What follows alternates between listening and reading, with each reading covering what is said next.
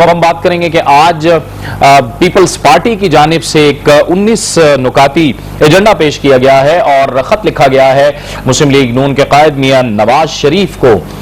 جواب ہے یہ مسلم لیگ نون کی جانب سے جو 10 نکاتی ایجنڈا پیش کیا گیا تھا پیپلز پارٹی کو، آج پیپلز پارٹی پنجاب کی جانب سے یہ 19 نکاتی ایجنڈا پیش کیا گیا ہے اور تاہم اس کے لیے کوئی ڈیڈ لائن کا نہیں کہا گیا ہے۔ آج پنجاب کے سینئر وزیر راجہ ریاض نے یہ ایجنڈا پیش کیا ہے ایک نیوز کانفرنس کے دوران، اور اس میں انہوں نے کہا ہے کہ وہ مسلم لیگ نون کے قائد میاں نواز شریف کو خط لکھ رہے ہیں کہ پنجاب کے اندر کرپٹ وزراء کو برطرف کیا جائے، فلور کراسنگ کے رجحان کی حوصلہ شکنی کی جائے، بلدیاتی انتخابات فوری کرائے جائیں اور وزراء کو 10 مرلے کے گھروں میں منتقل کرنے جیسے مطالبے اس میں شامل تھے۔ تاہم اس حوالے سے ڈیڈ لائن نہیں دی گئی ہے، لیکن مسلم لیگ نون اور پیپلز پارٹی کی سیاست کو سمجھنے والے جو لوگ ہیں ان کا کہنا یہ ہے کہ یہ ایسا لگ رہا ہے کہ یہ خط کھیل کھیلا جا رہا ہے۔ حقیقت میں دونوں جماعتیں موجود ہیں اپنی جگہ پر اور صرف عوام کی تسلی کے لیے، عوام کی تشفی کے لیے ایسا کچھ ہو رہا ہے۔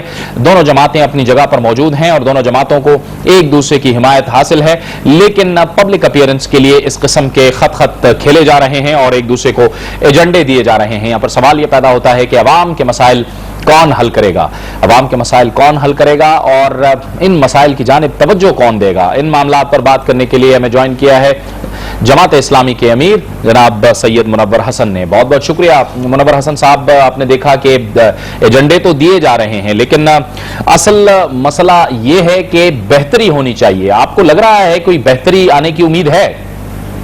دیکھیے 3 سال ہو گئے ہیں، پہلے وہ میثاق جمہوریت کے نام پر، پھر اس کے بعد معلوم پالیشن اور اچھی حکومت کے نام پر یہ لوگ ایک دوسرے سے تعاون کی باتیں کرتے رہے ہیں، لیکن یہ سب ہاتھی کے دانت دکھانے کے ہیں، کھانے کے دانت نہیں ہے۔ یہ ریکنسیلیشن کے نام پر پچھلے 3 سال سے دھوکہ دیا جا رہا ہے، اس لیے کہ ایسی ریکنسیلیشن جس کا فائدہ صرف حکومت کو ہو، عوام تک نہ پہنچے کوئی فائدہ۔ عوام کو صرف مہنگائی ملے، بے روزگاری ملے، لاقانونیت ملے، لاشیں ملیں اور مستقبل غیر محفوظ ملے، یہ تو ریکنسیلیشن کا نتیجہ عوام کے لیے ہے۔ حکومتوں کے لیے یہ ہے کہ جو پارٹی اقلیتی پارٹی وہ بڑے آرام سے 3 سال سے حکومت کر رہی ہے، اس لیے کہ اس نے باقی سب کو بھی اپنے ساتھ شریک کر لیا ہے، اور یہ ہے کہ کوئی ایک دوسرے پر تنقید نہ کرے۔ اب سارے لوگ جو نکات پیش کر رہے ہیں اتنے دن سے حکومت میں شریک ہیں، موجود ہیں، صاحب اختیار ہیں، صاحب اقتدار ہیں، پھر بھی اگر قوم کی، ملک کی بھلائی کے لیے کچھ نہیں کر سکے، امریکہ کی غلامی میں پڑے ہوئے ہیں، تو کیسے ان سے یہ امید رکھی جا سکتی ہے کہ یہ جو نکات پیش کریں گے اور خطوط نویسی کریں گے اس کا کوئی فائدہ عوام؟ یہ منور حسن صاحب آپ کے خیال میں مسائل کا ادراک نہیں کر پا رہے یا پھر ایک جو ول ہوتی ہے عوامی مسائل کی جانب توجہ دینے کی وہ نہیں ہے؟ نہیں، انہیں سرے سے دلچسپی نہیں ہے عوام سے، عوام کے مسائل سے، ان کے دکھوں سے۔ ان کو دلچسپی ہے امریکہ کے سامنے اپنے نمبر بڑھانے سے، اسی لیے ان کے مجرم کو بھی اس طریقے سے سلوک کر رہے ہیں۔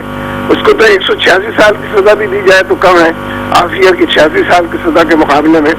تو اس لیے یہ ان کا کوئی سوائے کرپشن کے، پیسے بٹورنے کے اور حکومت کو طول دینے کے ان کا کوئی اور مقاصد نہیں ہے، چاہے وہ چھوٹی پارٹی ہو، بڑی پارٹی ہو، اور جتنے حلیف پارٹیاں ہیں وہ بھی ایک دوسرے پر پوائنٹ اسکور کر رہی ہیں اور نکات ایک دوسرے کو دے رہی ہیں، لیکن یہ بتانے کی پوزیشن میں نہیں ہے کہ پچھلے 3 سال میں صوبے کی سطح پر یا قومی سطح پر، مرکزی سطح پر انہوں نے قوم کی کیا خدمت کی اور کون سا مسئلہ تھا کہ انہوں نے حل کیا۔ آپ کے خیال میں منور حسن صاحب ان جماعتوں کے پاس کوئی ایجنڈا ہے عوامی مسائل کے حل کرنے کا اور ان تمام معاملات کے حل کرنے کا؟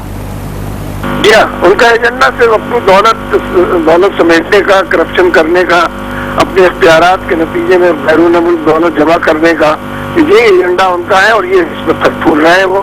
لیکن ادروائز تو ٹارگٹ کلنگ بھی ہو رہی ہے، ڈرون حملے بھی ہو رہے ہیں، مہنگائی بھی ڈرون حملہ ہی ہے، اور کوئی ایک کام، زندگی کا کوئی ایک دائرہ ایسا نہیں ہے کہ جس میں ان کی خدمت کو گنوایا جا سکے۔ سیلاب زدگان مصیبت سے دوچار ہیں، سردی میں اس میں پچھلے 2-3 مہینے کرتے رہے ہیں، اور جو کام پر اشیاء ہوئی ہے وہ ان تک نہیں۔ لیکن پھر سوال یہ پیدا ہوتا ہے کہ یہ مسائل حل کون کرے گا، آئے گا کون آخر؟